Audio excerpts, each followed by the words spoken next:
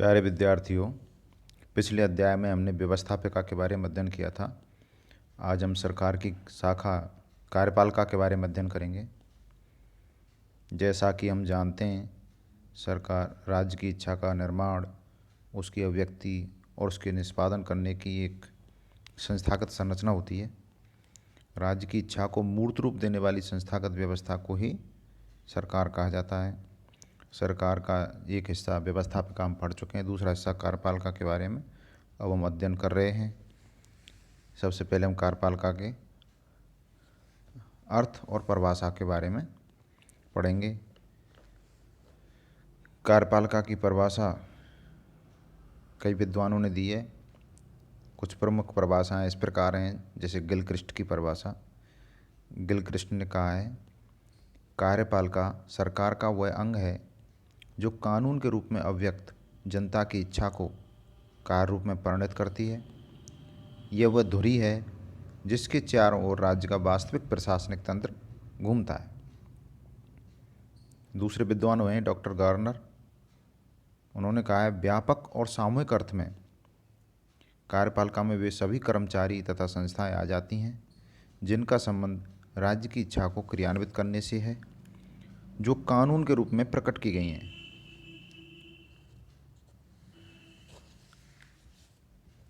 तीसरी परिभाषा है ला पालोम्बरा की परिभाषा। कार्यपालिका से आशय मुख्य कार्यपालिका, विभागों के अध्यक्ष तथा सरकारी पद सोपान में उच्चतम स्तर के सार्वजनिक प्रशासकों से है। इसमें वे सभी व्यक्ति, लोक सेवक और अन्य लोग जो मुख्य कार्यपालिका की सहायता के लिए भर्ती किए जाते हैं सम्मिलित होते हैं। इन्होंने ऐसा कहा है,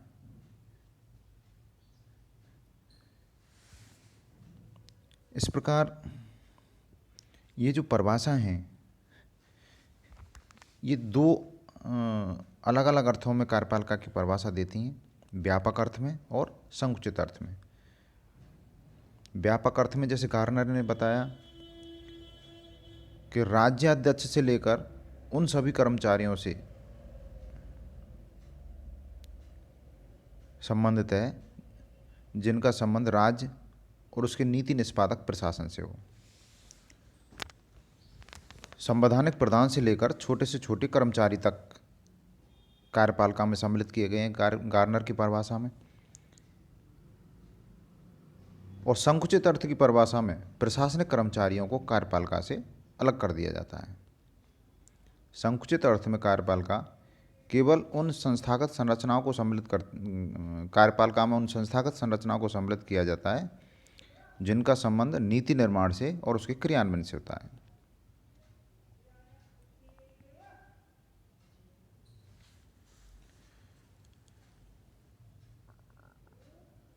एक दूसरे प्रकार से देखें, जैसे व्यापक और संकुचित अर्थ के आधार पर विद्वानों ने परिभाषाओं को बांटा है, उसी प्रकार से कार्यपालिका को राजनीतिक कार्यपालिका और स्थायी कार्यपालिका में भी बांटा गया है। राजनीतिक कार्यपालिका जो प्रशासन से संबंधित नीति निरूपण करती है, अर्थात नीति निर्माण करती है, और स्थायी कार्यपालिका जो नीति निर्माण में और नीति के क्रियान्वयन में राजनीतिक कार्यपालिका की सहायता करती है। अब हम अध्ययन करते हैं कार्यपालिका के प्रकार के बारे में। कार्यपालिका कितने प्रकार की होती है? वर्तमान में पूरे विश्व में अगर देखा जाए तो ये निम्नांकित प्रकार की कार्यपालिकाएं इस वक्त अस्तित्व में हैं। इनमें पहला प्रकार है संसदीय और अध्यक्षात्मक कार्यपालिका। जिन देशों में मंत्रिपरिषद संसद के प्रति उत्तरदायी होती है उस व्यवस्था को संसदीय कार्यपालिका या संसदात्मक पद्धति के नाम से जाना जाता है। संसदीय कार्यपालिका में कार्यपालिका का व्यवस्थापिका से घनिष्ठ संबंध रहता है और इस पद्धति में कार्यपालिका का निर्माण व्यवस्थापिका में से ही होता है, जैसे इंग्लैंड और भारत।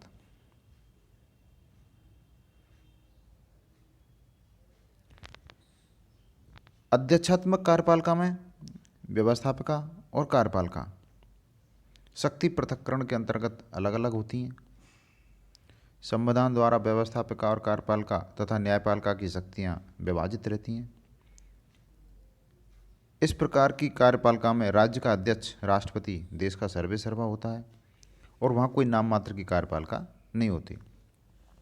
राष्ट्रपति देश का सर्वेसर्वा होता है और उसी में समस्त शक्तियाँ केंद्रित होती हैं। राष्ट्रपति अपनी मंत्रिपरिषद स्वयं बनाता है और मंत्रिपरिषद के सदस्य व्यवस्थापिका के सदस्य नहीं होते और ना ही उसके प्रति उत्तरदायी होते हैं। व्यवस्थापिका का कोई भी सदन किसी प्रकार का अविश्वास प्रस्ताव पारित करके अध्यक्षात्मक कार्यपालिका को पदच्युत नहीं कर सकता। और इस शासन व्यवस्था का सर्वश्रेष्ठ उदाहरण है, जो सर्वोत्तम उदाहरण है वर्तमान में, वो है संयुक्त राज्य अमेरिका।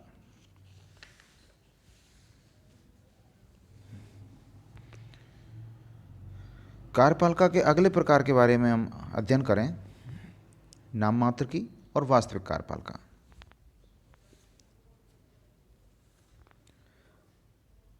संसदीय शासन प्रणाली वाले देशों में संवैधानिक अध्यक्ष को नाम मात्र की कार्यपालिका कहा जाता है। संवैधानिक अध्यक्ष यानी संविधान की दृष्टि से देश की समस्त शक्तियाँ उसको प्राप्त हैं, लेकिन व्यवहार में वह उनका उपयोग नहीं करता, बल्कि उनका उपयोग मंत्रिमंडल करता है। जिसे ब्रिटेन में वहाँ का राजा या रानी और भारत में राष्ट्रपति।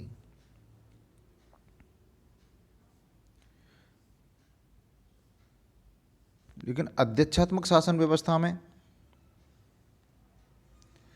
कार्यपालिका शक्तियों का प्रयोग राष्ट्रपति करता है, जो देश का संवैधानिक प्रधान भी है और वास्तविक प्रधान भी है। वह नाम मात्र की कार्यपालिका नहीं होती।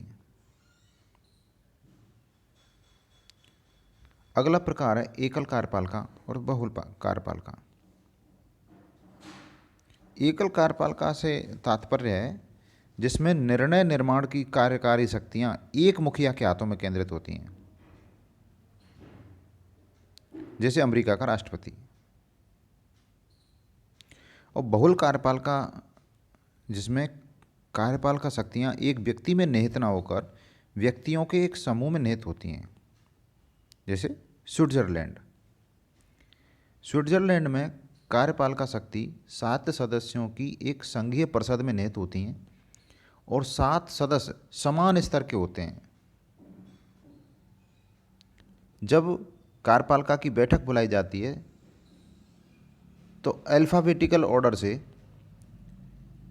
सदस्यों को बैठक की अध्यक्षता करने का अवसर प्राप्त होता है, लेकिन वो सिर्फ बैठक की अध्यक्षता करता है, अगली बार दूसरा सदस्य उसकी अध्यक्षता करेगा।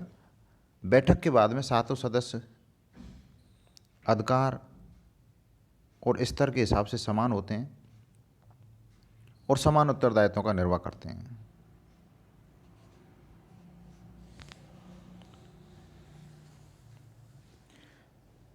अगला प्रकार पैतृक कार्यपालिका और निर्वाचित कार्यपालिका। जिन देशों में राजा राज्य का मुखिया होता है और उसकी मृत्यु के बाद उसका पुत्र या उसका उत्तराधिकारी मुखिया बनता है, उस पद्धति को पैतृक प्रकार की कार्यपालिका कहते हैं, जैसे England, Japan.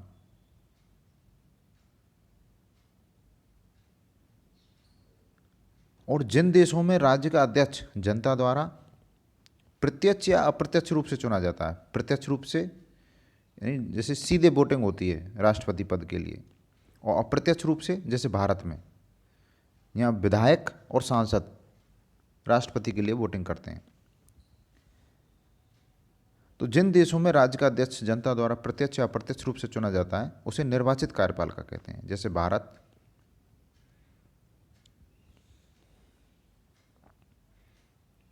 France, America, Italy, मिस्र इत्यादि देश। कार्यपालिका का अंतिम प्रकार है तानाशाही प्रकार की कार्यपालिका। जब राष्ट्र की शक्ति एक व्यक्ति के हाथ में केंद्रित हो जाए और वह व्यक्ति देश का सर्वेसर्वा बन जाए। न्यायपालिका और व्यवस्थापिका इनको या तो स्थगित कर दे या ये सुषुप्त अवस्था में पहुंच जाए। जब वह व्यक्ति किसी लोकतांत्रिक तरीके से नहीं बल्कि किसी एक विशेष दल या सेना की सहायता से सरकार पर अधिकार कर ले, तो ऐसी व्यवस्था को तानाशाही या अधिनायकवादी कहा जाता है। जैसे इटली में मुसोलिनी का शासन, जर्मनी में हिटलर, ये तानाशाही सरकारें थीं।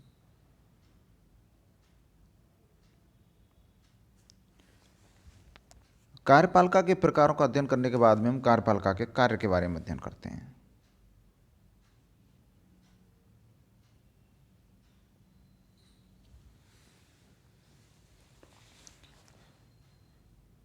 कार्यपालिका के पहले प्रकार के कार्य हैं प्रशासनिक कार्य,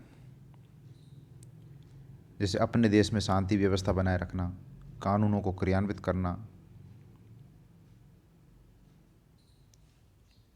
देश में विकास योजनाओं को लागू करना,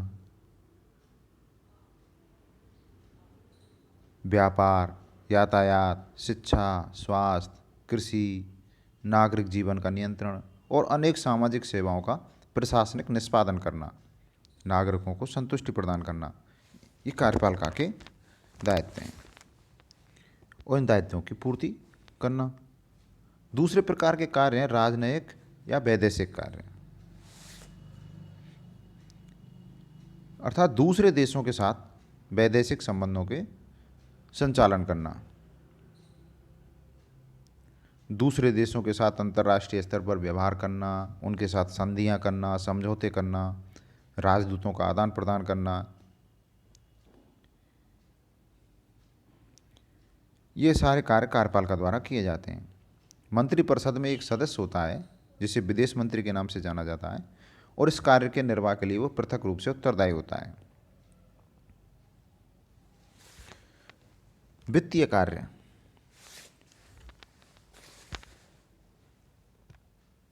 वित्तीय कार्य जैसे वित्त है, यूँ तो व्यवस्थापका का नियंत्रण होता है। व्यवस्थापका की स्वीकृति के बिना ना तो कर लगाया जा सकता है, ना एकत्र किया जा सकता है और ना ही कोई राजकोष से पैसा खर्च किया जा सकता है। परंतु बजट बनाना या वित्त विधेयकों का निर्माण करना, ये कार्यपालिका द्वारा ही किए जाते हैं। देश के आर्थिक विकास के लिए योजनाएं बनाना, उन योजनाओं का संचालन करना, ये कार्य भी कार्यपालिका द्वारा किए जाते हैं। अगला कार्य है सैनिक कार्य। सैनिक कार्य अर्थात देश की सीमाओं की सुरक्षा।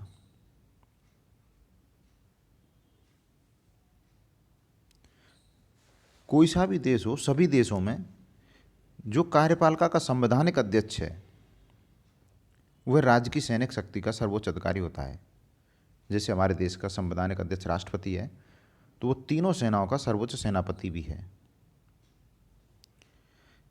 सेना के उच्च अधिकारियों की नियुक्ति, पदोन्नति या पदावनति या पद से हटाना, पदच्युति, उसी के आदेश से होती है।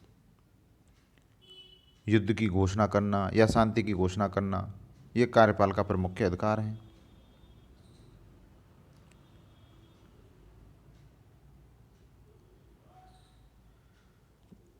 न्याय संबंधी कार्य,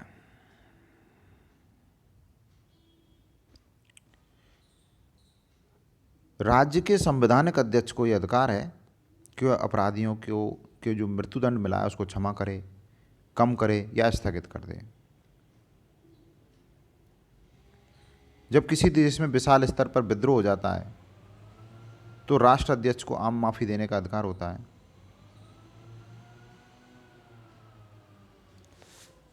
इसके अलावा कार्यपालिका न्यायाधीशों की नियुक्ति करती है और इन न्यायाधीशों के विरुद्ध यदि संसद में कोई महाभियोग का प्रस्ताव पारित हो जाता है तो कार्यपालिका उन्हें पद से हटा भी सकती है। अगला कार्य है विधि निर्माण संबंधी कार्य।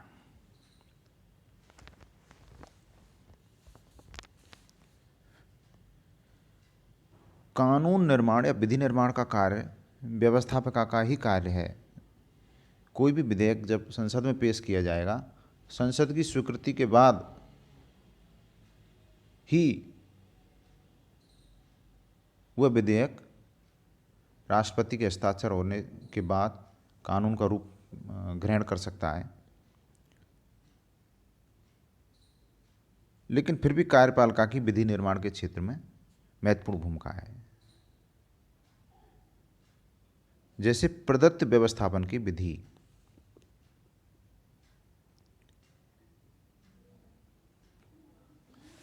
प्रदत्त व्यवस्थापन की व्यवस्था के अनुसार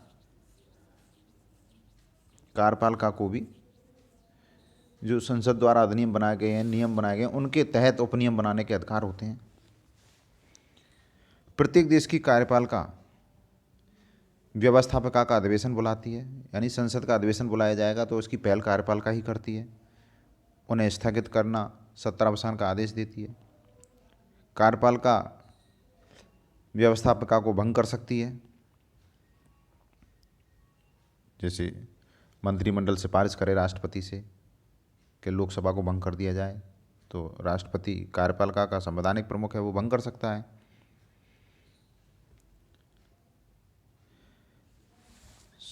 संसद द्वारा जो भी कानून बनाए जाते हैं उनका प्रारूप कार्यपालिका तैयार करती है और उनको विचार विमर्श के लिए विधानमंडल में प्रस्तुत करती है।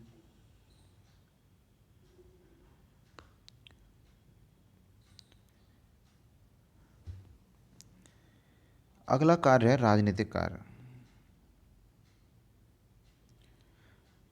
कार्यपालिका किसी भी देश को राजनीतिक नेतृत्व प्रदान करती है। नेतृत्व के इस कार्य के अंतर्गत कार्यपालिका विचार विमर्श करने के बाद निर्णय लेकर उसे कार्यान्वित करने और जन समर्थन प्राप्त करने का प्रयत्न करती है।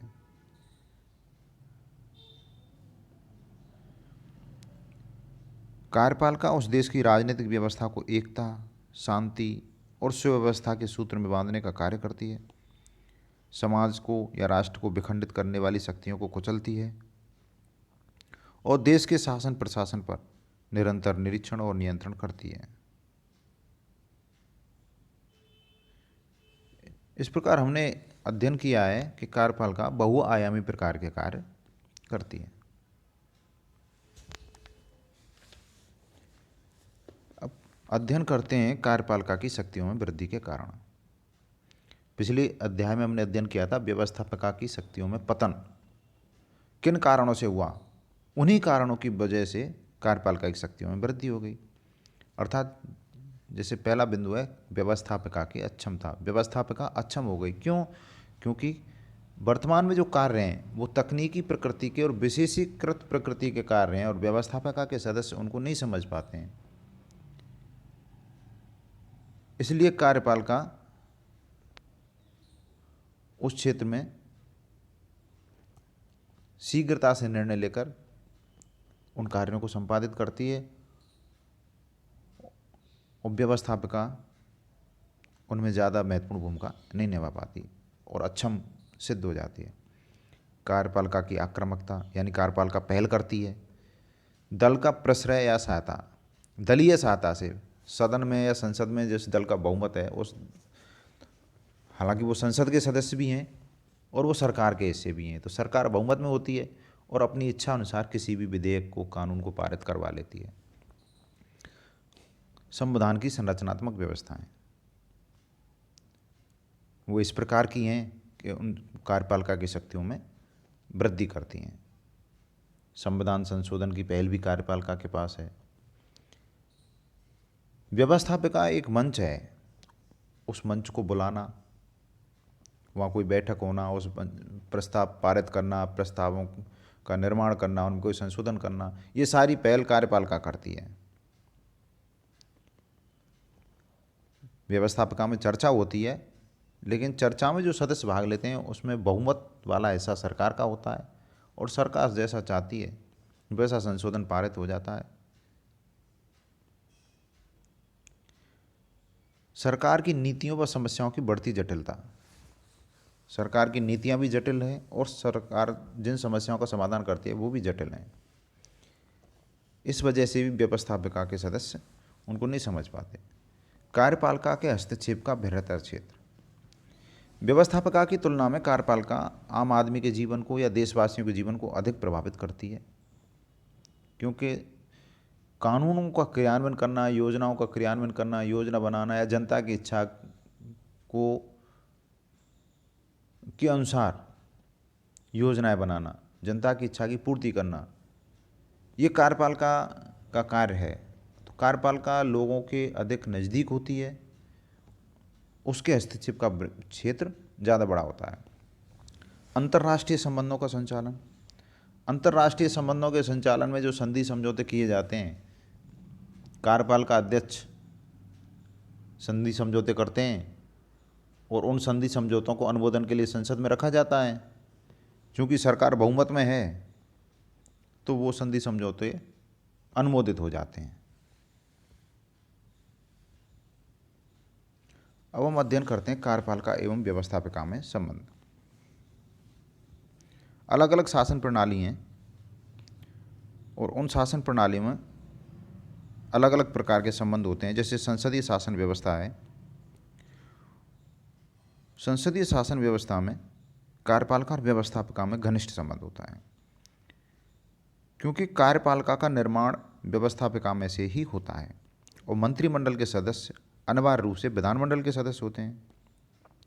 यदि कोई ऐसा सदस्य मंत्रिपरिषद में सम्मिलित कर लिया गया है जो व्यवस्थापिका का सदस्य नहीं है, तो उसे संसदीय परंपराओं के अनुरूप 6 माह की अवधि में व्यवस्थापिका का सदस्य बनना होता है, और अगर वह नहीं बन पाता है तो वह मंत्रिपरिषद में बना नहीं रह सकता।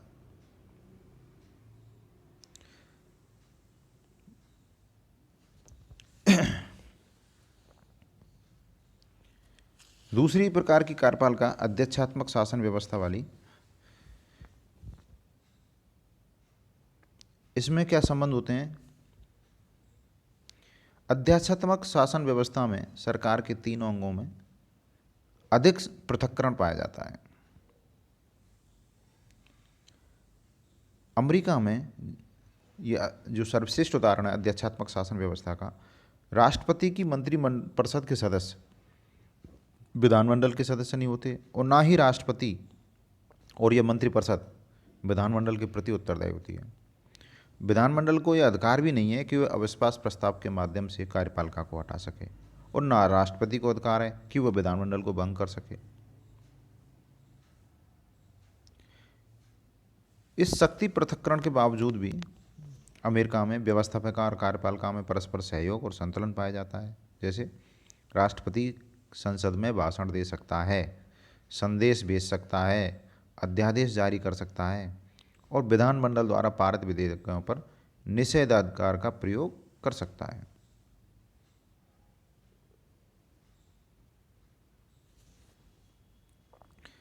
वहाँ व्यवस्थापिका को भी यह अधिकार है कि वो राष्ट्रपति की नीतियों के लिए बजट को स्वीकृत करे, अर्थात वहाँ की संसद का देश के वित्त पर नियंत्रण है।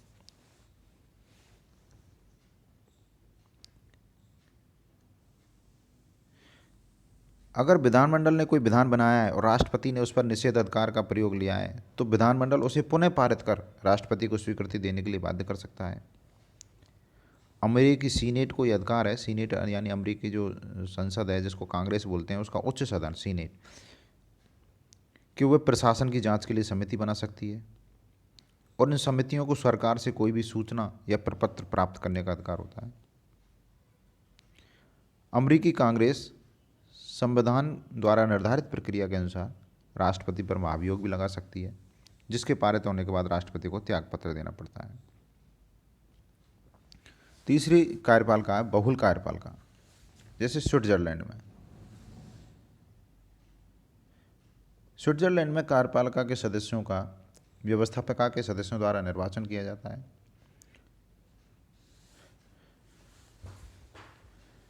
इस कार्यपालिका में संसदीय और अध्यक्षात्मक कार्यपालिका के गुणों का मिश्रण होता है। संसदीय प्रणाली की तरह यहाँ कार्यपालिका व्यवस्थापिका के प्रति उत्तरदायी होती है और अध्यक्षात्मक प्रणाली की तरह व्यवस्थापिका कार्यपालिका के विरुद्ध अविश्वास प्रस्ताव पारित नहीं कर सकती।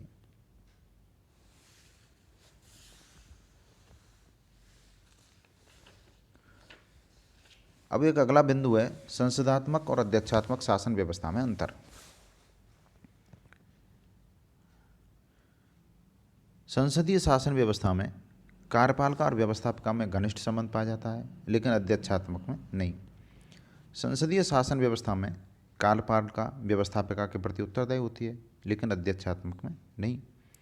संसदीय शासन व्यवस्था में मंत्रिपरिषद के सदस्य व्यवस्थापिका के सदस्य भी होते हैं, लेकिन अध्यक्षात्मक में नहीं।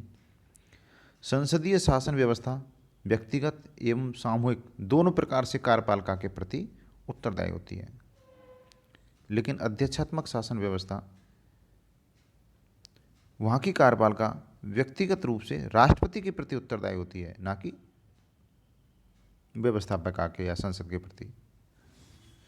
संसदीय शासन व्यवस्था में दो प्रकार की कार्यपालिका होती हैं, नाम मात्र की और वास्तविक, लेकिन अध्यक्षात्मक में वास्तविक कार्यपालिका होती है।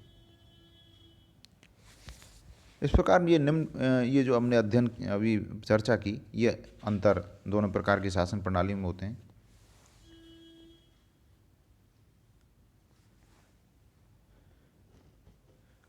निष्कर्ष यह है कि वर्तमान में विश्व में लोकतांत्रिक व्यवस्था ने कार्यपालिका के महत्व को बढ़ा दिया है, चाहे किसी राष्ट्रीय समस्या से संबंध हो या अंतर्राष्ट्रीय से, स्थानीय विवाद हो या प्रादेशिक नीति निर्धारण की बात हो, विकासवादी नीतियों के क्रियान्वयन का मामला हो या नीति निर्देशक तत्वों को मूर्त रूप देने का, या राष्ट्रीय आपदा के समय निर्णय लेने की आवश्यकता हो। इन सभी संदर्भों में अंतिम निर्णय लेने का दायित्व कार्यपालिका का हो गया है। इस कारण कार्यपालिका की भूमिका व्यापक हो गई है और इसका महत्व बढ़ गया है।